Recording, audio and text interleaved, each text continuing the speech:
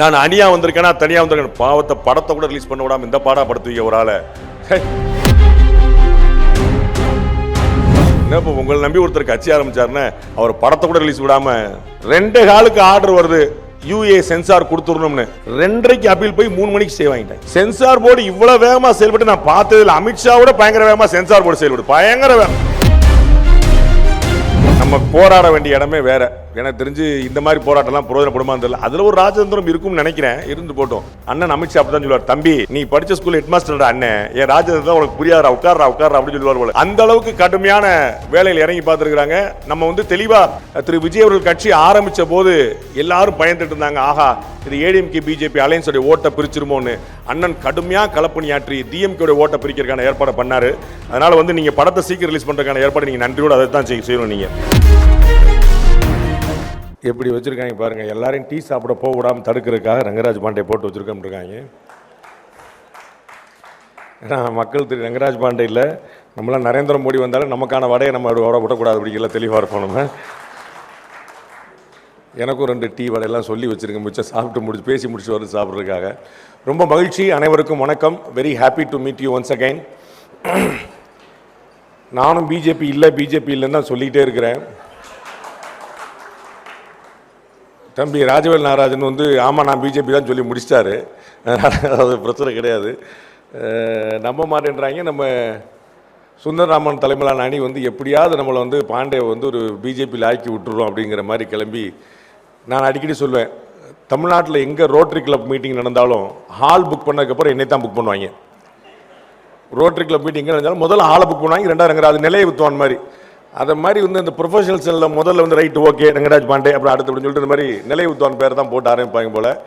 சகோதரர் KT ராகவனுடைய தலைமையில் இந்த அணிகள் பிரிவுகள்லாம் வந்த பிறகு ஒரு பெரிய எழுச்சி நான் பார்க்க முடியுது. கும்பகோணத்தில் நீங்கள்லாம் பார்த்துருப்பீங்க, ஒரு பியூட்டிஃபுல்லான அரங்கம் நிறைந்த இல்லை, அரங்கம் பிதுங்கி வழிஞ்சு வெளியில் விடாத மழையிலும் ஒரு அருமையான ஒரு கூட்டம் பிரம்மாண்டமாக நடத்தி காட்டினார். அதுபோல் அவருடைய இந்த அணிகள் பிரிவுகளுக்கான தலைமை ஏற்ற பிறகு நிறைய விஷயங்கள் எழுச்சியாக நடக்குதுங்கிற பார்க்குறேன். அதில் பிரிவுகள் கொஞ்சம் நிறையா செயல்படுது, அணிகள் இன்னும் கொஞ்சம் கட்டுப்பாட்டுக்குள்ளே வரலன்னு நினைக்கிறேன். எனக்கு தெரியல, அதாவது வராதா அதெல்லாம் அதில் நீங்கள் கிடையாதா? சரி ரைட் ஓகே, அப்போ கட்டுப்பாட்டில் இருக்காதுன்னு நினைக்கிறேன். அப்புறம் அந்த பிரிவுகள்லையுமே ரொம்ப பியூட்டிஃபுல்லாக ப்ரொஃபஷனல் செல் திரு சுந்தரராமன் தலைமையில் ரொம்ப பெஸ்ட்டாக, என்னுடைய பார்வையில் நான் பார்க்குறதுல அந்த பிரிவுகள்லேயே ரொம்ப பெஸ்ட்டாக செயல்படக்கூடியதாக திரு சுந்தரராமன் தலைமையில் பார்க்குறேன். ஒரு ஒர்க்காலிக், நிறைய பணிவோடும் துணிவோடும் நிறைய வேலைகளை பார்க்குறாரு. அவருடைய தலைமையில் நீங்கள் நிறைய பேர் ரொம்ப பியூட்டிஃபுல்லாக செயல்படுறீங்க. Very happy. களம் 2026 எப்படி இருக்குது அப்படின்னு கேட்டிருக்கிறாங்க. அதில் ப்ரொஃபஷனல்ஸ் என்ன செய்யணும் அப்படிங்கிற ஒரு கேள்வி. ப்ரொஃபஷனல்ஸ் தனியாக எதுவும் செய்ய வேண்டியதில்லை, எல்லாரும் போடுற மாதிரி ஓட்டு போடணும். தம்பி இந்த வாட்டர் பாட்டில் கொடுக்குறியா தம்பி, எல்லோரும் என்ன பார்ப்பாங்களா வாட்டரை பார்ப்பாங்களா சொல்லு, நீயே சொல்லு, நல்லா இருப்ப. Thank you very much. So professionals என்ன செய்யணும் அப்படிங்கிற ஒரு முக்கியமான ஒரு கேள்வி. ப்ரொஃபஷனல்ஸ் என்ன செய்யணும்? எல்லாரையும் போல முதல்ல ஓட்டு போடணும், அதான் ரொம்ப முக்கியம். இந்த ப்ரொஃபஷனல்ஸில் ரொம்ப முக்கியமான பிரச்சனை என்ன அப்படின்னா, சார் இன்னைக்கு நாடு இருக்கிற இருப்பில் ஆல் பொலிட்டீஷியன் சார் ஓடி வச்சிட்டார், இன்னும் செய்ய முடியாது, என்ன செய்யறது, நம்ம ஓட்டு போட்டிருக்கலாம், ஆனால் அலையன்ஸுக்கு சீட்டு கொடுத்தாச்சே அப்படிமா. அலையன்ஸுக்கு சீட்டு கொடுத்தா பரவாயில்லையே, இந்த ஆளை கேண்டிடேட்டாக போட்டாங்களே. அப்போ நிறைய ரிசர்வேஷன்ஸ், ஏன்னா திங்கர்ஸாக இருக்கிறாங்க பாருங்கள், நிறைய சிந்திக்கக்கூடியவர்களாக, அடுத்த கட்டத்தில் சமுதாயத்தில் நகர்ந்தவர்களாக, நடுத்தர வர்க்கத்துக்கு மேலே நகர்ந்தவர்களாக இருக்கும்போது நமக்கு என்ன வந்துடுது அப்படின்னா, இதெல்லாம் நம்ம ஓட்டு போடணுமா கான்ட்ரிபியூட் பண்ணணுமாங்கிற வந்துடுது. ஒரு ப்ரொஃபஷனலாக நீங்கள் செய்ய வேண்டிய வேலை ஓட்டு போடுவது, அது ரொம்ப முக்கியம். குறைந்தபட்சம் இந்த அரங்கத்தில் கூடியிருக்கிறவர்களாவது ஒவ்வொருத்தரும் ஒரு 15 பேரை ஓட்டு போட வைப்பேன் அப்படின்னு சொல்லி சொன்னாலே, நீங்கள் அதுக்கு மேலே நீங்கள் கட்சிக்கு செய்ய வேண்டிய விஷயம் வேறு எதுவுமே இருக்காது. அட்லீஸ்ட் ஒரு 15 நீங்கள் ஓட்டு போட்டு, நான் போய் நின்று கூட்டு போனேன், அது பிஜேபிக்கு ஓட்டு போட்டும் வேற எந்த கட்சிக்காக ஓட்டு போட்டேன், அது பிரச்சனை இல்லை, அது அப்புறம் நம்ம சொல்லிட்டுங்க மாற்றி கூட போட்டு போகிறேன். ஆனால் நான் கூட்டு போனேன், நான் வழி நடத்தினேன், அவனை நான் ஃபாலோ பண்ணேன், அவனை ஓட்டு போட வச்சேன்னு ஒரு 15 பேரையாவது நீங்கள் கொண்டு போய் நிப்பாட்டினீங்கன்னா அது உங்களுக்கு ஒரு பெரிய லெவலில் ஹெல்ப் பண்ணும். உங்களுக்கு தெரிஞ்சிருக்கும், திருமங்கலம் ஃபார்முலா அப்படின்னு ஒன்று கேள்விப்பட்டிருப்பீங்க. அதில் எங்கள் அண்ணன் திரு அழகிரி அவர்கள் செய்தது இந்த மைக்ரோ மேனேஜ்மெண்ட் தான். 3:30 மணிக்கு சாயந்தரம் உட்கார்ந்துருக்கிறாரு, 7வது தெரியல 3வது வீட்டில் முருகேசன் ஓட்டு போடல, தூக்கிட்டு வா அப்படின்றார். முருகேசன் வீட்டில் உட்காந்து டிவி பார்த்துட்டு இருக்காரு, இன்னைக்கு லீவுன்னு, துண்டை தூக்கிட்டு வந்துட்டாங்க, ஓட்டு போடலையா அண்ணன் உங்களை தூக்கிட்டு வர சொன்னார் அப்படின்னு சொல்லிட்டு ஓட்டு போட்டாங்க. 85% போலி. இதுதான் மைக்ரோ மேனேஜ்மெண்ட். உள்ள பூத்தில் உட்காந்து யார் யார் ஓட்டு போட்டால், யார் யார் ஓட்டு போடல, யார் யார் ஓட்டு போடணும் அப்படிங்கிற பார்த்துட்டு தெளிவாக கொண்டு எல்லாரையுமே ஓட்டு போட வைக்கிறது. அதுதான் ரொம்ப முக்கியமாக நீங்கள் செய்ய வேண்டியது. எஸ்ஐஆர் புண்ணியத்தில் தமிழ்நாட்டில் கிட்டத்தட்ட 97 லட்சம் பேரை காலி பண்ணி விட்டாச்சு. அப்போ வந்து பெர்சன்டேஜ் வந்து ஆட்டோமேட்டிக்காகவே கூடும். அதை தாண்டி நீங்கள் வந்து இன்னும் அதிகமாக கொண்டு வரதுக்கான வழியை பார்க்கணும். எஸ்ஐஆரில் உங்களுக்கு தெரிஞ்சிருக்கும், ப்ரொஃபஷனல் செல்ஸோடைய அடுத்த முக்கியமான வேலை நான் நினைக்கிறது நிறைய உருப்படியான விஷயங்களில் மக்கள்கிட்ட கொண்டு போய் சேர்க்கணும். அது வந்து ரொம்ப பெரிய லேகிங்காக இருக்குது. அது வந்து இல்லவே இல்லை தமிழ்நாட்டில். 80 கோடி பேருக்கு 5 வருஷம் முழுக்க முழுக்க விலை இல்லாமல் ஒரு பைசா செலவு இல்லாமல் ரேஷன் பொருட்கள் கொடுக்கப்பட்டிருக்கு. கொஞ்சம் யோசிச்சு பார்க்கணும். 5 வருஷம் இடைவிடாமல் எவ்ரி மந்த் 80 கோடி பேருக்கு விலை இல்லாமல் ரேஷன் பொருட்கள் கொடுக்கப்பட்டிருக்கு. எல்லாருமே தமிழக முதலமைச்சர் ஸ்டாலின் தான் கொடுத்துருக்காருன்னு நினச்சிட்டான். ஏன்னா ரேஷன் கடையில் உட்காந்துருக்கிற ஆட்கள் எல்லாருமே வந்து கீழேருந்து மேலேருந்து எல்லாருமே பாக்கெட்டில் வந்து தளபதி படத்தை போட்டு உட்காந்துருக்காங்க.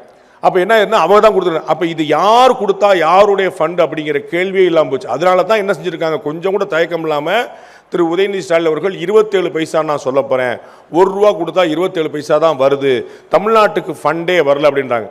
பாரத பிரதமர்லேருந்து மிக சமீபத்தில் புதுக்கோட்டையில் பேசின நம்முடைய உள்துறை அமைச்சர் திரு அமித்ஷாலேருந்து நம்முடைய மாநிலத்தை சேர்ந்த அண்ணன் எல் முருகன்லேருந்து எல்லாருமே தொடர்ந்து சொல்லிட்டு வர்றாங்க, ஆதாரபூர்வமாக ஆவணப்பூர்வமாக சொல்லிட்டு வராங்க. லாஸ்ட் 10 இயர்ஸில் மட்டும் தமிழ்நாடுக்கு சென்ட்ரல் கவர்மெண்ட் 11 லட்சம் கோடி ரூபாய் ஒதுக்கி இருக்கிறது. 11 lakh crore, 11 லட்சம் கோடி ரூபாய் ஒதுக்கி இருக்குது.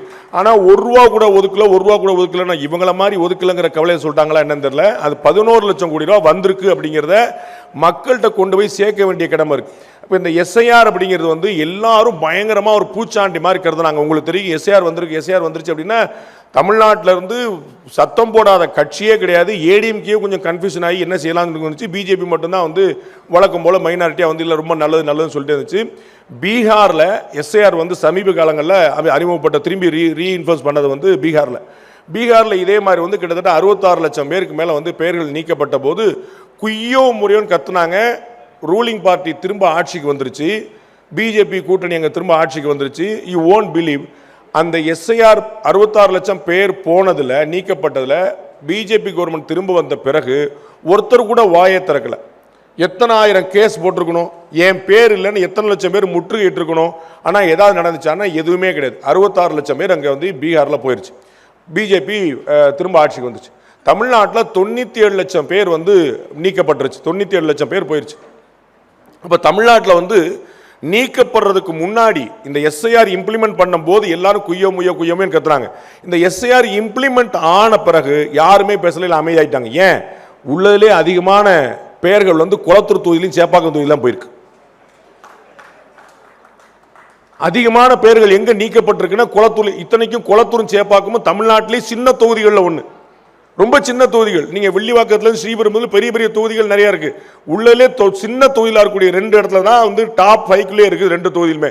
அப்படி போயிடுச்சு. அப்ப நான் வந்து கேட்டேன் நம்மகிட்ட கேள்வி கேட்கக்கூடிய சகோதரர்கள்ட்ட, எஸ்ஐஆர் வந்து ஒரு பெரிய ப்ராப்ளமா இருக்குது, ஆன்டி நேஷனல், ஆன்டி தமிழ்நாடு, தமிழர்களுக்கு விரோதமா இருக்குது, ஆனா நடத்துனது பூரா யார் அப்படின்னு.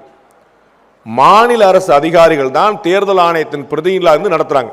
அப்போ சென்னையில் மாநகராட்சி கமிஷனாக இருக்கக்கூடிய திரு குமரகுருமன் ஐஏஎஸ் அவர்களுக்கு வந்து அவருக்கு தன்னுடைய பொசிஷன் தெரியாதா? அது வந்து சென்னை வந்து திமுகவுடைய கோலச்சக்கூடிய இடம் அப்படிங்கிறது தெரியாதா?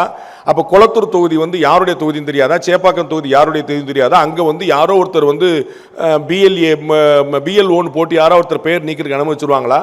அப்போ இல்லாத பெயர்கள் நீக்கப்படுது. இன்னைக்கு வரைக்கும் நீங்க பாத்தீங்கன்னா 97 லட்சம் பேர் நீக்கப்பட்டிருக்கு. இது வரைக்கும் பேரை திரும்ப சேர்க்க சொல்லி 10 லட்சம் கூட டோட்டலா வரல. என்னுடைய பேர் நீக்கப்பட்டுச்சு சேர்க்கணும்னு சொல்லி திரும்ப வந்து ஒரு 10 லட்சம் பேர் கூட வரல. இதுலயே இடம் மாறினது, தடம் மாறினது, பெயர் மாறினது, ஊர் மாறினது, ஸ்பெல்லிங் மாறினது, இனிஷியல் மாறினதுன்னு சொல்லிட்டு அதுதான் வந்து நிற்கிறதே தவிர 97 லட்சம் பேர்கள் நீக்கப்பட்டிருக்கு அப்படின்னா யார்கிட்டையும் பதட்டம் இல்லை, தெளிவா இருக்கிறாங்க. ஏன் அப்படின்னா நீக்கப்பட்ட பெயர்கள் ஒரிஜினலான விஷயங்களா இருக்குது. அர்ச்சனா பட்நாயக் ரொம்ப தெளிவா சொன்னாங்க, அப்ளிகேஷன் ஃபார்மை ஃபுல்லப் பண்ணி கொடுத்தாலே போது நாங்கள் பேரை சேர்த்துருவோம்னு. அப்போ ப்ரொஃபஷனலாக நீங்கள் எல்லாரும் யோசிக்க வேண்டியது, நீங்கள் களத்தில் போய் நீங்கள் பார்த்து தெரிஞ்சுக்க வேண்டியது, இன்னும் ஒரு மிச்சம் 4-5 நாள் தான் இருக்குன்னு நினைக்கிறேன் அந்த பணி முடிகிறதுக்கு. எஸ்ஐஆரில் யார் அதிகமாக BLA 2 போட்டிருக்காங்கிறது மேட்டர் இல்லை. BLA 2 அதிகமாக போட்டிருக்கல, if I am not wrong, BJP தமிழ்நாட்டின் 3வது பெரிய கட்சியாக இருக்கிறது. அதிமுக திமுகவுக்கு பிறகு அதிகமான ஆட்கள் கிட்டத்தட்ட 62,000 பேரை வந்து போட்டிருக்கிறாங்க. நான் அதை பற்றி பாராட்டுற ஆள் நான் கிடையாது. அதிகமான அந்த பேர் வச்சியே சோறு வச்சியான்னு கேட்பாங்கல்ல, அதை மாதிரி வந்து ஆள் போட்டிங்களே வேலை பார்த்தீங்களான்னு கேட்பேன். நம்ப மாட்டீங்க, நான் பார்த்த இடங்களில் பூரா சொல்கிறேன். உங்கள் பகுதியில் எப்படி இருக்குன்னு நீங்கள் திரும்ப செக் பண்ணிக்கோங்க. பிஎல்ஏஸ்லேயே 90% சக்ஸஸ்ஃபுல்லாக வேலை பார்த்தது டிஎம்கே காரங்க. திமுக காரங்க தான் கடுமையான களப்பணியாற்றி எல்லா வீடுகள்லையும் பிஎல்ஓ போகிறதுக்கு முன்னாடி பிஎல்ஏ போய் இருந்து வாங்கி கொடுத்தாங்க. அப்போ யாருடைய ஓட்டு மிஸ் ஆகாமல் இருக்கிறதுக்கு யார் வேலை பார்த்துருக்கான்னு பாருங்க. அப்போ ஒருவேளை யாருடைய ஓட்டா அது மிஸ் ஆகும்னா அது யாருடைய ஓட்டா இருக்க வாய்ப்பு இருக்குன்னு பாருங்க. அப்போ நம்ம வந்து பேர் சேர்க்கிறதோ டேக் மாற்றுறதோ உள்ளரங்க கூட்டத்தில் உட்காந்து கூட்டம் போட்டுட்டு இருக்கிறதோ மட்டும் பத்தாது. களப்பணின்னு ஒன்று சொல்லுவாங்க. இந்த ரெஜிஸ்ட்ரேஷன் ஆஃபீஸெல்லாம் நீங்கள் போய் பார்த்தீங்கன்னா, ஒரு ரெஜிஸ்ட்ரேஷனுக்கு நீங்கள் கொடுத்தீங்கன்னா ரெஜிஸ்ட்ரேஷன் முடித்த பிறகு அவங்க கையில் பேப்பரை கொடுக்க மாட்டாங்க. இருக்கட்டும் சார் களப்பணி முடிச்சு விடுன்னு சொல்லுவாங்க. அந்த களப்பணி அப்படின்னா ஒன்றுமே இல்லை, ஃபீல்டு ஒர்க்குங்கிறதுக்கான ஒரு நல்ல தமிழ் வார்த்தை. இந்த ஃபீல்டு ஒர்க்கு தான் ஆட்களை காப்பாற்றும், ஃபீல்டு ஒர்க்கு தான் கட்சிகளை கரையேற்றும். உள்ளரங்க கூட்டத்தில் வந்து பல கோடிகளை செலவழித்து சுந்தரராமன் தலைமையிலான டீம் வந்து போட்டால் நமக்கு வந்து எல்லா வேலையும் முடிஞ்சிச்சிங்கல்ல. This could be a beginning. அதற்கு பிறகு நீங்கள் ஃபீல்டில் போய் வேலை பார்க்கணும். திமுக காரங்க என்ன செய்கிறாங்க, அதிமுகவை ஏன் அசைக்க முடியல, ஏன் அந்த 2 பெரும் கட்சிகளும் வந்து இருக்காங்கன்னா, கீழே ஒரு டீயை மட்டும் குடிச்சிட்டு நாள் முழுக்க நாயா பேயா வேலை பார்க்கறதுக்கு திமுக அதிமுகவில் லட்சக்கணக்கான பேர் இருக்கிறார்கள். அந்த மாதிரி பாஜக இருக்காங்களான்னு பார்க்கும். அப்படி யாராவது இருந்தால் அவர்களுக்கு மரியாதை கிடைக்குதான்னு பார்க்கும். நான் வந்து எதுவும் காம்ப்ளிமெண்ட் பண்ணிட்டு சூப்பர் சூப்பர் பயங்கரம் யாரும் தடுக்க முடியாது ஜி, அடுத்து நம்ம ஆட்சி தான் ஜி, பின்னிடலாம் ஜின்னு சொல்கிறதுக்கு நான் வரல. அதில் இருக்கக்கூடிய சேலஞ்ச் எனக்கு கொடுக்கப்பட்ட தலைப்பு களம் 2026 ப்ரொஃபஷனல்ஸ் என்ன செய்யணும் அப்படிங்கிறது. அப்போ அதைத்தான் நான் சொன்னேன். இடிப்பாறை இல்லா ஏமரா மன்னன் கெடுப்பார் இல்லாடும் கெடும்ன்றான். நல்லது சொல்கிறதுக்கு ஆள் இல்லைன்னா கெடுக்கிறதுக்கு எவனும் தேவையில்லை, தன்னாலே கெட்டு போயிடுவான்றான். அப்போ நமக்கு நிதர்சனமான உண்மைகள் தெரிய வேண்டியிருக்கு. கீழே ஃபீல்டு ஒர்க்கில் டிஎம்கே அடிச்சு பின்னுறாங்க. கலைஞர் வந்து ஒரு தேர்தல் நிதி கேட்டார், ஏகப்பட்ட கோடி அன்னைக்கு தேதிக்கே வந்து 300-400 கோடி கிட்ட பயங்கரமாக வசூலாயிருச்சு. எதுக்குங்க இவ்வளோ வசூல் பண்ணுன்னு கேட்டபோது அழகாக சொன்னார், தொண்டர்களுக்கு டீ செலவுக்காகனார். 300-400 கோடி ரூபா தொண்டர்களுக்கு டீ செலவு தேர்தலுக்கு. அது எந்த தொண்டர் எங்கே டீ குடிச்சாருன்னு தெரியல. அந்த மாதிரி வந்து கடுமையான வசூல் வேட்டையை போட்டுட்டு ஃபீல்டு ஒர்க்கு கீழே ஆள் அசறதே கிடையாது. எவ்வளோ பேர் இன்னைக்கும் பார்த்தீங்கன்னா 70 வயசு 80 வயசுல அந்த கருப்பு சோப்பு துண்டை போட்டுட்டு கீழே வந்து களத்தில் அவ்வளோப்பாங்க. நேரு சொல்றாரு பார்த்தீங்கன்னா, ரங்கராஜ் பாண்டேவே திமுக பாராட்டிட்டாருன்னு. அது என்ன அப்படின்னா, எதிரில் என்ன இருக்கு மாற்றில் என்ன இருக்குன்னு தெரிஞ்சாதான் நமக்கு உண்மை தெரியும். நாம வந்து டிஎம்கே பாராட்டுற மாதிரி அண்ணன் திருமாவளவன் ஆர்எஸ்எஸ் பாராட்டியிருக்காரு, பார்த்துருப்பீங்களா? திருமாவளவன் அவர்கள் வந்து வயிறு நிறைய மனசு நிறைய பாராட்டியிருக்கார். ஆர்எஸ்எஸ் மாதிரி ஒரு அமைப்பை பார்க்கவே முடியாது. அவர்கள் தான் சோறு தண்ணி இல்லாமல் வேலை பார்ப்பாங்க. மேடல் இப்போ சமீபத்தில் திருவள்ளூரில் ஒரு கூட்டம் என்னமோ இரங்கல் கூட்டம், அண்ணன் திருமாவளவன் தலைமையில் வேற ஏதோ ஒருத்தர் இறந்து போனாலும் இரங்கல் கூட்டம். அங்கே 4 பேர் கேக் வெட்ட வந்துட்டான் பிறந்த நாளுக்கு. இப்போ இரங்கல் கூட்டம் பண்ண அது மாட்டு அந்தமா போட்டுனே நம்ம வந்து இது பிறந்தநாள் கொண்டு 2 கேக் விட்டு அவரா சண்டே போட்டு கீழே இறங்கி 58 பேர் அவரோட சேர்த்து மேடையில் மட்டும் உட்காந்துருக்காங்க. எதிர அவ்வளோ பேர் இருந்தாங்களா நான் கவனிக்கல. ஸோ இவ்வளோ பேர் பூரா கொண்டு அவர் வந்து ஒரே சத்தமாக போட்டு கத்தி குமிச்சு திட்டுறார். நீங்க என்ன இப்படி இருக்கிறீங்க, நீங்க என்ன இப்படி திட்டுறாரு. ஆனால் அவரே சொல்லியிருக்கிறாரு, ஆர்எஸ்எஸ்ல என்னைக்காவது மாநில தலைவர் யாரு, தெற்கு தலைவர் யாரு, வடக்கு தலைவர் யாரு, பிரபாரி யாரு, பிரச்சாரக்கு யாரு அப்படின்னு யாருக்கா தெரியுமா? அவங்க என்னைக்காவது மேடையில் முண்டி அடிச்சிருக்காங்களா? என்னைக்காவது தலைவருக்கு பின்னாடி போட்டோ எடுக்க நின்றுருக்காங்களா? அப்படி வந்து சர்வ பரித்தியாகம் செய்யல, குடும்பம் கூட்டி கூட இல்லாமல் திருமணம் கூட செய்யாமல் ஆர்எஸ்எஸ் உழைக்குது அப்படின்னு அண்ணன் திருமாவளவன் வாயால, வசிஷ்டர் வாயால பிரம்மரிஷி பட்டம் வாங்கின மாதிரி அண்ணன் திருமாவளவன் வாயால வந்து ஆர்எஸ் அப்படி வாங்கியிருக்கு. ஆர்எஸ்எஸ் அப்படி பேர் வாங்கியிருக்கே, பாஜக அப்படி பேர் வாங்கியிருக்கா? அதான் ரொம்ப முக்கியமான கேள்வி.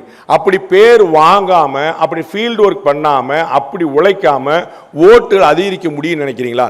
எல்லாருக்கும் பிஜேபியில் தமிழ்நாட்டில் என்ன பிரச்சனை ஆகிப்போச்சு, இந்த ஜோக்கில் வந்து எல்லாம் மேலே இருக்கிறவன் பார்த்துக்கூட மேலே இருக்கிறவன் பார்த்துவாங்க. மோடி அப்படின்னு பேர் சொன்னால் வேலை முடிஞ்சு போச்சு, அது மாட்டி ஜெயிச்சுட்டு போவாங்க. நமக்கு என்ன பாருக்கு, மோடி பேர் சொன்னால் ஓட்டு ஜெயிச்சுவாங்க நினச்சிருக்கீங்க. அப்படி இல்லை. ஆனானப்பட்ட மோடிக்கு அப்கி பார் 400 பார் அப்படின்னார். இந்த முறை 400 தொகுதிகளுக்கும் மேலே அப்படின்னார். சொன்ன போது ஒரு இடத்துல சொன்னார், நான் கவனிச்சேன், யாரை எத்தனை பேர் கவனிச்சாங்கன்னு தெரியல. அவர் ரொம்ப அழகா சொன்னார், இப்படி நினைச்சிட்டு எல்லாரும் அசந்து போயிடக்கூடாது, நம்ம எப்படியும் ஜெயிச்சிடும் நினைச்சு போயிடக்கூடாது, பெரிய ஆபத்தில் போய் முடியும். சொன்ன மாதிரியே 400 பார்னு மோடியே சொல்லிட்டாரு. தமிழ்நாட்டில் பிஜேபி ஆட்சின்னு அமித்ஷாவை சொல்லிட்டாரு. அவங்க எல்லாம் சொன்னாங்க செஞ்சிருவாங்கப்பா, பயங்கரமான ஆளுங்க. அமித்ஷா சொல்லிட்டாரு பிஜேபி ஆட்சின்னு. அப்போ பிஜேபி ஆட்சி தான் நாமளே நம்பிட்டு நம்ம வந்து களப்பணி ஆற்றலாம் போனோம்னா செய்ய முடியாது. அவர்கள் ராஜதந்திரிகளாக இருந்து ஃபீல்டு ஒர்க்குக்கு உங்களுக்கு உந்துதல் கொடுப்பாங்க. அவங்க வந்து பிளானிங்கை போடுறாங்க. அப்போ அதை எக்ஸிக்யூட் பண்ண வேண்டியது யாரு, செயல்படுத்த வேண்டியது யாரு? கீழே நரேந்திர மோடிக்கு ஏன் இவ்வளவு புகழ் கிடைக்குது அப்படின்னு பிரசாந்த் கிஷோர்ட்ட கேட்குறாங்க. நரேந்திர மோடிக்கு அப்படி என்னங்க அட்வான்டேஜ் இருக்கு? நரேந்திர மோடி கூட வேலை பார்த்தவர் பிரசாந்த் கிஷோர். பிறகு அவர் எப்படியாவது தோற்கடிக்கணும்னு பார்த்துட்டு அவர் பாவம் ஜன்சுராஜ் கட்சியில் ஆரம்பிச்சுட்டு கட்சி நடத்துற எவ்வளவு கஷ்டம்னு கண்டுபிடிச்சாரு. அட்வைஸ் பண்றது ஈஸி போல, நடத்துறது ரொம்ப கஷ்டம் போல அப்படின்னு. நம்ம வந்து வெளியிட்டு நல்லா தம்பி நல்லா ஓடணும்ப்பா, பயங்கரமா ஓடணும் பார்த்துக்கோ நம்ம அட்வைஸ் பண்ணலாம். எங்க அண்ணே நீங்க கொஞ்சம் ஓடி காட்டுங்கன்னா ஒரு கனவு இருக்கு பாருங்க. அது மாதிரி வந்து அவருக்கு கட்சி நடத்துறது எவ்வளவு கஷ்டம் அப்படிங்கிறது இப்போ தெரிஞ்சிருக்கும். பீகார் எலெக்ஷன்ல வந்து அடிச்சு தூக்கி போட்டு டெபாசிட் எங்கன்னு கேட்க வச்சிட்டாங்க. அவர் வந்து உலகத்துக்கு பூரா நான் தான் எல்லாரையும் முதலமைச்சராக்கிறேன், நான் தான் எல்லாரும் பிரதமராக்கிறேன் அப்படின்னாரு. அப்ப நான் சொன்னேன், உண்மையிலேயே ஒரு அட்வைசர்னால ஒருத்தர் முதலமைச்சர் ஆயிட முடியும்னா தமிழ்நாட்டில் எங்கள் அண்ணன் சீமான முதலமைச்சர் ஆக்கி விட்டீங்கன்னா நல்லா இருக்கும்னு பார்த்து. இப்படி முதலமைச்சர் ஆக்க முடியுமான்னு ஒரு கேள்வி இருக்குல்ல. அப்போ கமல்ஹாசன் கூட தான் அக்ரிமெண்ட் போட்டிருந்தார். உங்களுக்கு தெரியுமா தெரியல, 2021 மக்கள் நீதி மையத்தோட தான் பிரசாந்த் கிஷோர் அக்ரிமெண்ட் போட்டிருந்தாரு. அப்புறம் பெரிய ஆஃபர் வந்தோடனே சின்ன ஆஃபர் தூக்கி போட்டு விட்டுட்டு அங்கே போயிட்டார். அவர் கமல்ஹாசன் சரி பிரசாந்த் கிஷோரே போயிட்டார், நம்மளும் போட்டு அவரும் டிஎம் கேட்க போயிட்டார். எல்லாம் கூட்டமாக அங்கேயே பின்னாடி போயிட்டாங்கன்னு வச்சுக்கோங்க. ஸோ கட்சி நடத்துறது வந்து எவ்வளோ சிரமம் அப்படிங்கிற என்ன அப்படின்னா ஃபீல்டு ஒர்க் பண்ணாதான், கீழே இருந்தால் தான். அந்த பிரசாந்த் கிஷோர் வந்து பீகார் முழுக்க நடந்தார், கிராமமா எல்லா இடங்களும் கிராமங்களை தங்கினார்.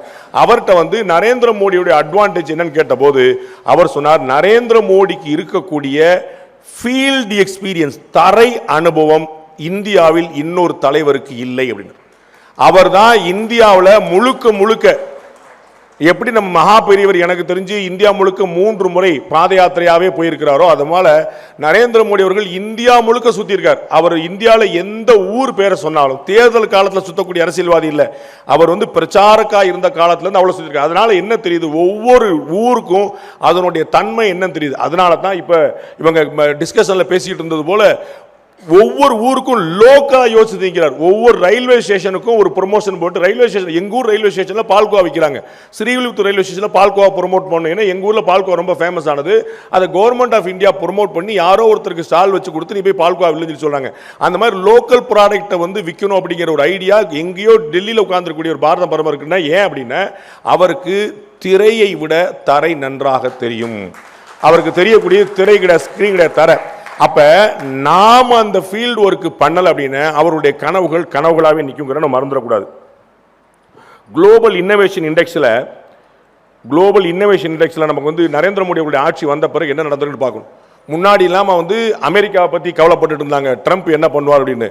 ட்ரம்பால இந்தியாவை ஒன்றும் பண்ண முடியாதுன்னு ரொம்ப தெளிவா தெரியும். அதற்கான காரணம் நரேந்திர மோடி அவர்கள் மட்டுமல்ல. இந்தியா வந்து ஒரு பெரிய உற்பத்தி நாடு மட்டுமல்ல, இந்தியா ஒரு பெரிய மார்க்கெட். இது வந்து உங்களுக்கு நினைவு இருக்கும், பாரத பிரதமராக வாஜ்பாய் அவர்கள் இருந்தபோது அதே அமெரிக்கா ஸ்டைலே லான்ல உட்கார்ந்து நாங்கள் அணுகுண்டு போட்டோம்னு அறிவிச்சார். அணுகுண்டு போட்டோன்னு பாரத பிரதமர் அறிவிக்கிற வரைக்கும் அமெரிக்காக்காரனுக்கே தெரியாது. அமெரிக்காக்காரன உளவுத்துறையெல்லாம் பிடிச்சி பெண்டை நிமித்து விட்டு முதல் அடிச்சு வெளுத்து விட்டுட்டாங்க. என்னடா பண்ணிட்டு இருக்கேன், நம்ம வந்து உலகம் முழுக்க எவ்வரி இன்ச் எவ்வரி சென்டிமீட்டர் நம்ம பார்த்துட்டு இருக்கோம் நினைக்கிறோம். அணுகுண்டே போட்டு எடுத்து முடிச்சிட்டாங்க. அவன் சொன்ன பிற வரைக்கும் தான் தெரியும், யாருக்குமே தெரியாதுன்னு. உங்களுக்கு தெரியும், திரு கலாம் தலைமையிலான குழு வந்து எவ்வளவு பிரில்லியண்டா போட்டுட்டு பொக்ரான் 2 அந்த அணு ஆயுத சோதனை உலகத்தில் யாருக்குமே தெரியாம நடத்தி முடிச்சு நாம் அறிவிக்கிறோம், யாருக்குமே தெரியாத நடந்துச்சு. அப்ப இந்தியாவுக்கு சாங்ஷன்ஸ் போட்டாங்க, பொருளாதார தடைகள் விதித்தார்கள். இந்தியா மீது பொருளாதார தடைகள் அமெரிக்கா விதிச்சது, அசரவே இல்லை.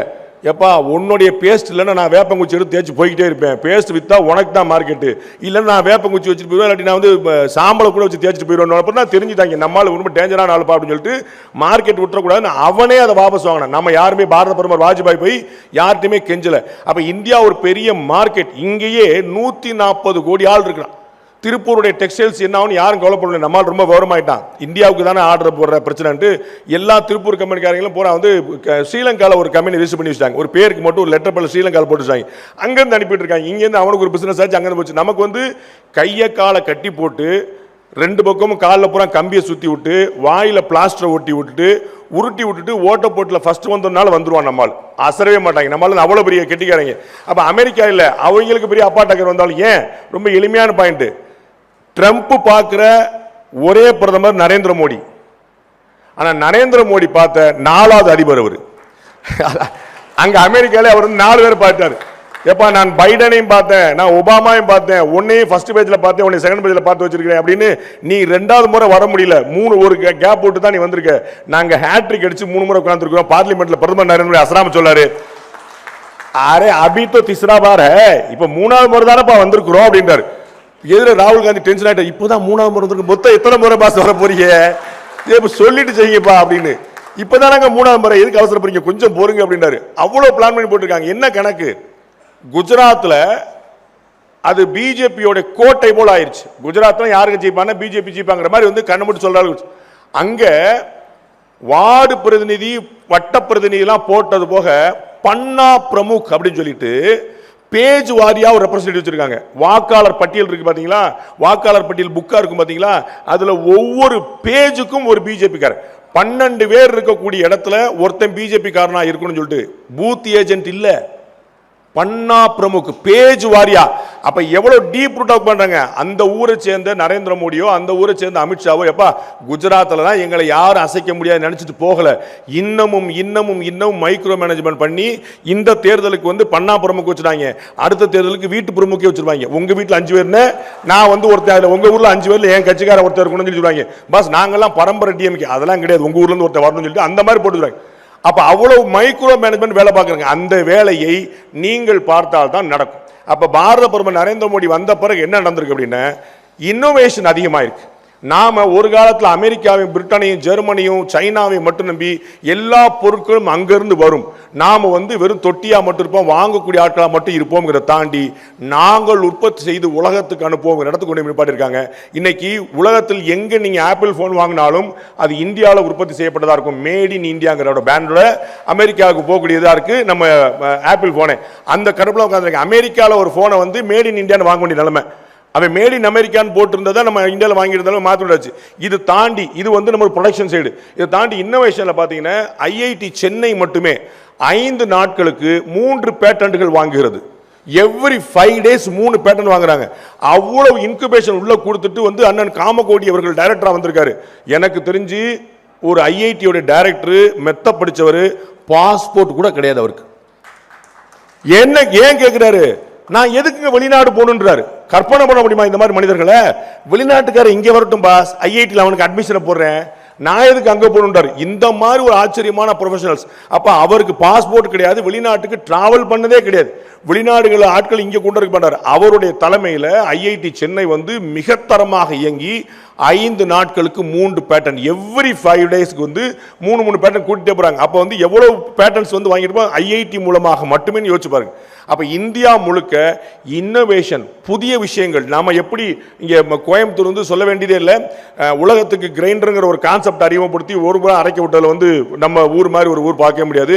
டில்ட்டிங் கிரைண்டர்ல இருந்து மெல்டிங் கிரைண்டர் வரைக்கும் என்னென்னமோ போட்டு வச்சிருக்காங்க. பல பேர் கட்சி ஆரம்பிக்கும் போது கிரைண்டர் யூஸ் பண்ணி தான் எல்லா கொள்ளையும் சேர்த்து உள்ள போட்டு ஒரு கிரைண்டர் கொள்ளையும் சொல்லி போட்டு வச்சிருக்காங்க. அந்த மாதிரி வந்து எல்லா பக்கத்துலையுமே வந்து ஒரு புதிய இன்னோவேஷனுக்கு வந்து இந்த ஊர் ரொம்ப பிரபலமானது. அந்த குளோபல் இன்னோவேஷன் இண்டெக்ஸ்ல 76வது இடத்துல இருந்த இந்தியா இந்த ஆண்டு 2025 கடந்த ஆண்டு வந்து 39 இடத்துக்கு முன்னேறி குளோபலா வேர்ல்டு வைடா. 39 நம்முடைய இடம் இல்ல, 2-3 வந்து நிற்கும். ஆனா 75 வருஷமா நம்ம ஒர்க் பண்ணல. அப்ப 75 வருஷமா ஒர்க் பண்ணா கொஞ்சமா கொஞ்சமா புஷ் பண்ணி போன வருஷம் 39 இடத்துக்கு வந்து நிக்குது.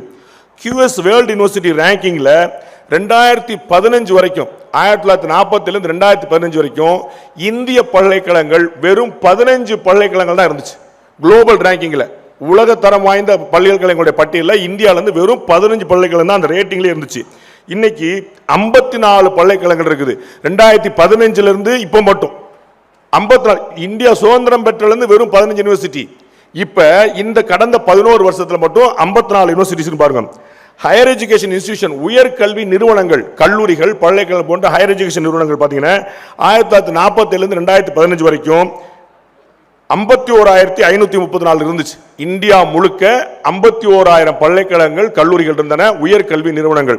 இந்த 2015க்கு பிறகு இந்த 10 ஆண்டுகளில் மட்டும் 70,018 உயர்ந்திருக்கிறது. அப்ப ஜஸ்ட் இமேஜின் பாருங்க, 75 வருஷமா பண்ண விஷயங்களை அப்படியே டபுள் ஆக்கியிருக்காரு வெறும் 10 வருஷத்துல. எவ்வளவு இன்னும் நிறைய சொல்லிக்கிட்டே போலாம்னு வச்சுக்கோங்களேன். ஐஐடி வந்து 16 இருந்துச்சு, 23 ஆக்கி இருக்கிறாரு. இப்படி ஒவ்வொரு பட்டியலா நம்ம சொல்லிட்டே போலாம். அப்ப சென்ட்ரல் கவர்மெண்ட் வந்து செயல்படுகிறது, வேலை பார்க்குது, வெறும் வாய் பேசல. அவர்கள் வந்து திமுகவினர் போல மற்றவர்களை மேடையில் முழங்கிட்டு அப்படிங்கிற போல அவங்க வந்து கீழே களமிறங்கி வேலை பார்க்கிற. அதனால தான் 360 டிகிரி இந்தியா வந்து குரோத்ல நிக்குது. யோசிச்சு பாருங்க, பாரத பிரதமர் நரேந்திர மோடி அவர்கள் சமீப காலமா எங்கேயாவது எந்த கட்சியில பாலிடிக்ஸ் பேசி நீங்க பாக்குறீங்களா? இங்கிருந்து கூட்டணிக்காக போகிறவர்கள் யாரை பார்க்கிறார்கள்? மோடியை பார்க்கிறாங்களா, அமித்ஷாவை பார்க்கிறாங்களா? அப்ப மோடி பாலிடிக்ஸ் பேச மாட்டாரா? மோடி அலையன்ஸ் பேச மாட்டாரா? இவர் தான் பண்ணணுமா? ரஷ்ய அதிபர் புதின் பாரத பிரதமர்கிட்ட கேட்கிறாரு, இந்த அஜித் தோவல் யாரோ ஒரு டெரர் வச்சிருக்கீங்களாமேங்க, நாட் 7 மாதிரி, ஜேம்ஸ் பாண்ட் மாதிரி, போராடம் பூரா கண்ணில் வர விட்டுறாரு, அவரை கொஞ்சம் 2 நாள் அனுப்பிவிடுங்க, என்ன மேட்டர் நான் கேட்டுக்கிறேங்க. அஜித் தோவலை கேட்டு வாங்கி பெற்று 2 நாள் 1-to-1 தனி டிஸ்கஷனை நடத்தி இருக்கிறார் ரஷ்ய அதிபர் புதின். இதுல முக்கியமான விஷயம், அஜித் தோவலுக்கு வந்த அழைப்போ எடப்பாடி பழனிசாமி அமித்ஷா சந்திப்போ கிடையாது. இந்த அலோகேஷன் ஆஃப் ஒர்க் பாரத பிரதமர் நரேந்திர மோடி அமித்ஷாவிடம் கட்சி பொறுப்புகளை கொடுத்திருக்கிறார். நான் நாட்டை பார்த்துக்கிறேன், நீ கட்சியை பார்த்துக்கிறேன்னு சொல்லிட்டார். எங்கேயாவது ஒரு இடத்துல பாரத பிரதமர் நரேந்திர மோடிக்கு ஒரு பயம் வந்து அமித்ஷா கட்சியை தூக்கிட்டு போயிடுவானோ, நம்ம பேரை சொல்லாம போயிட்டா என்ன செய்யறது, அவர் நான் தான் கட்சி நடத்துறேன்னு சொல்லிட்டாருன்னு என்ன பண்றது அப்படின்னு ஒரு வார்த்தை யோசிச்சிருந்தாருன்னு அந்த அலோகேஷன் நடந்திருக்குமா? அப்ப பிறருக்கு வேலையை பகிர்ந்து கொடுத்தல் பாரத பிரதமருடைய பெருந்தன்மை, அதற்கு குந்தகமில்லாமல் செயல்படுவது அமித்ஷாவுடைய கடமை. யோசிச்சு பாருங்க, அஜித் தோவல் உளவுத்துறை கிங்கு, அவரை வந்து கூப்பிடுறாங்க. அப்ப நம்ம உளவுத்துறை தகவல்லாம் நம்மால் உளறிடுவாரோ, இவர் போய் எங்க சொல்லிட்டா என்ன ஆகுது, அப்ப நமக்கு கிடைச்சிருக்கக்கூடிய ஒரு பொக்கிஷம் அவர் கிடைக்கலாம நினைக்கல. நம்மால் அங்க போயிட்டு புதின் என்ன செஞ்சாருன்னு உளவு பார்த்து வந்துருவாருன்னு தெரியும். உங்களுக்கு புரியுங்களா? அப்ப அந்த மாதிரியான விஷயத்தை புரிந்து கொள்வது, அடுத்தவர்களுக்கு பணியை பகிர்ந்தளிப்பது, பகிர்ந்தளிக்கப்பட்ட வேலையை கடமை போல செய்வது, இதுதான் மெசேஜ். பகிர்ந்தளிக்கப்பட்ட வேலையை கடமை போல செய்வது, ஜாப் இல்ல, ஒர்க் இல்ல, டியூட்டி, DUTY, டியூட்டி ஃப்ரீ நமக்கு தெரியும், டியூட்டி ஃப்ரீ இல்ல, ஃப்ரீ டியூட்டி, கடமை, அது முக்கியம்.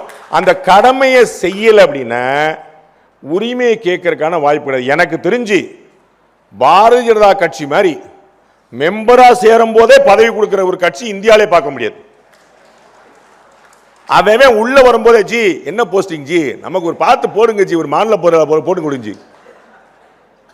இன்னைக்கு காலில் மட்டும் 18 மாவட்ட தலைவரை பார்த்துட்டேன். என்னது மாவட்ட தலைவரா? இல்ல ப்ரொஃபஷனல் செல் அப்படின்னு அவர் மெதுவா உள்ள வரும்போது மாவட்ட தலைவர் தான் சொல்றாங்க. மாவட்ட தலைவர் இல்ல ஜி, ப்ரொஃபஷனல் செல் ஜி. அது அப்புறமா ராகவனுடைய புண்ணியத்தில் ஒரு மொத்தம் 50-60 செல்லு வேற வச்சிருக்காங்க, ஏகப்பட்ட செல்லு. எல்லாரும் நிர்வாகி, எல்லாரும் ஓகே, என்ன நடந்திருக்குன்னு பார்க்கணும், என்ன செஞ்சிருக்குன்னு பார்க்கணும், பொறுப்பு வாங்கணுமே பொறுப்பா இருக்கிறோமான்னு பார்க்கணும், அந்த பொறுப்பை செயல்படுத்தணுமான்னு பார்க்கணும். அப்ப பாரத பிரதமர் நரேந்திர மோடி உழைக்கிறார், அமித்ஷா உழைக்கிறார், அஜித் தோவல் உழைக்கிறார், நாடு முழுக்க உழைத்து அவர்கள் ஓடா செய்யறாங்க. நாம என்ன செய்யறோம்னு பார்க்கணும்.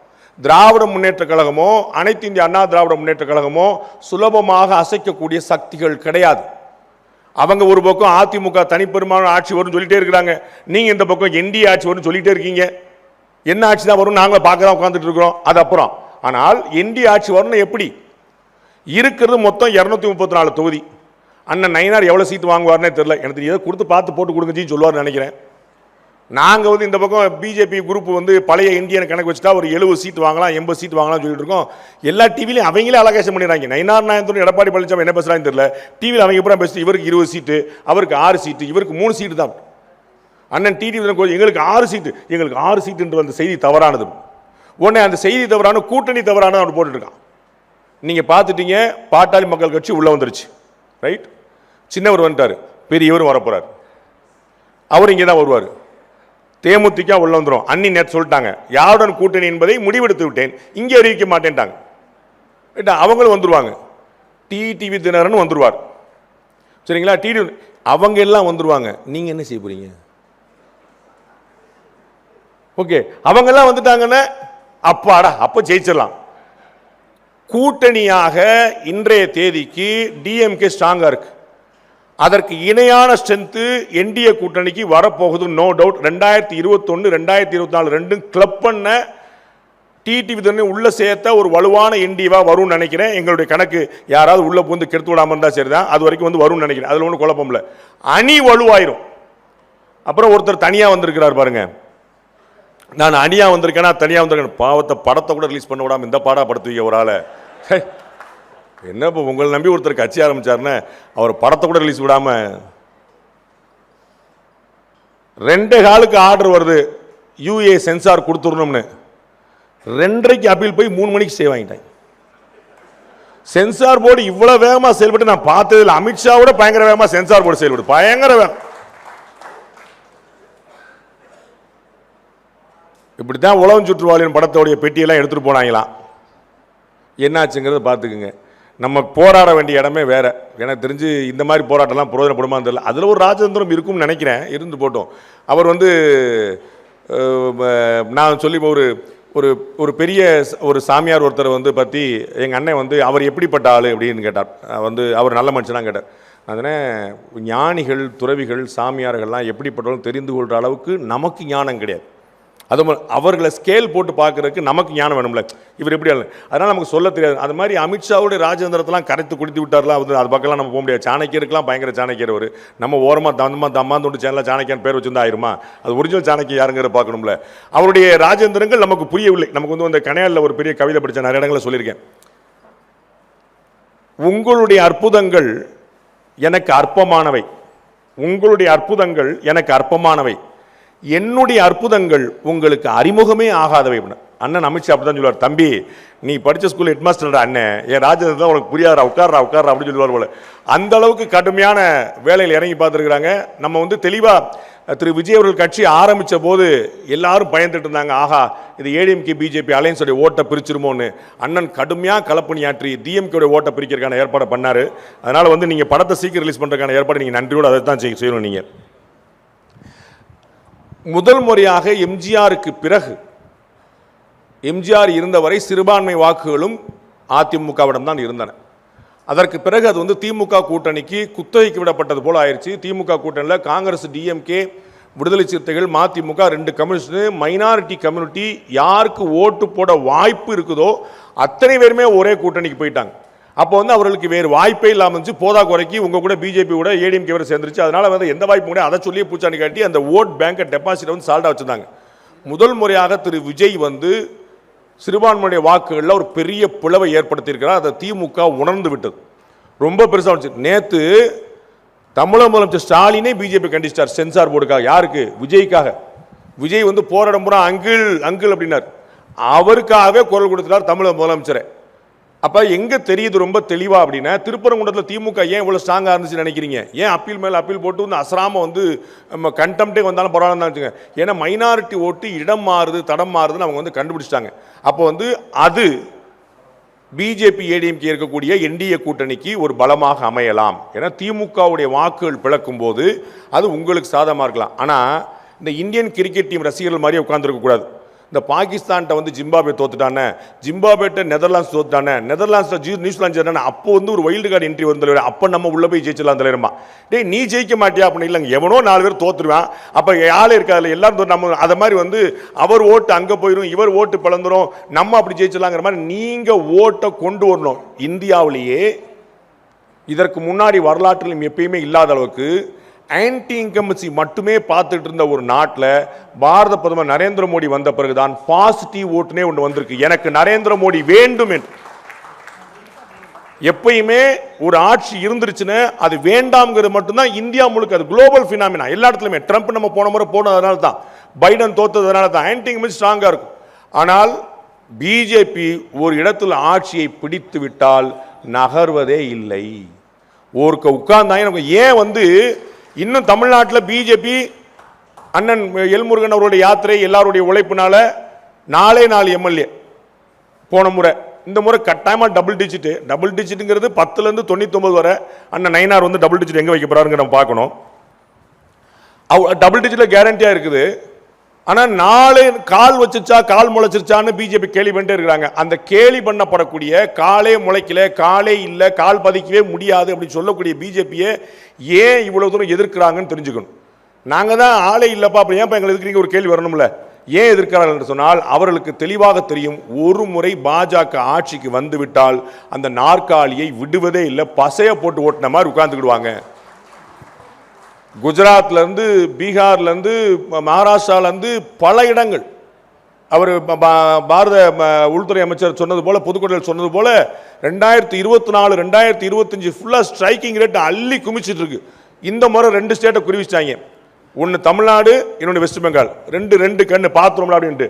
அம்மா அக்கா தீதி மம்தா பானர்ஜி வந்து பதட்டத்தில் இருக்கிறாங்க.